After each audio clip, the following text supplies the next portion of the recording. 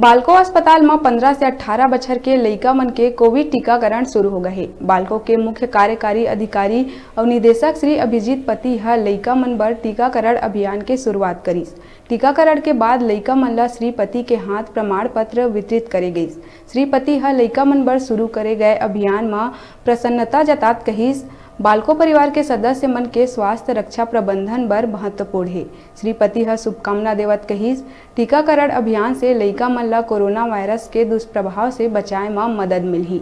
अब ये भी कहिस के कोविड-19 से बचाव और ओखर प्रति जागरूकता बर बालको प्रबंधन ह व्यापक पैमाना में अभियान संचालित करे है। बालको परिवार के वयस्क सदस्य मन के टीकाकरण अभियान लगातार जारी है।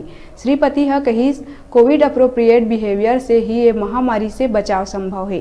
टीकाकरण अभियान के उद्घाटन अवसर में बालको के उप मुख्य मानव संसाधन प्रमुख श्री शुभदीप खान और बालको अस्पताल के मुख्य चिकित्सा अधिकारी डॉक्टर विवेक सिन्हा समेत अनेक बालको अधिकारी मौजूद रहिन।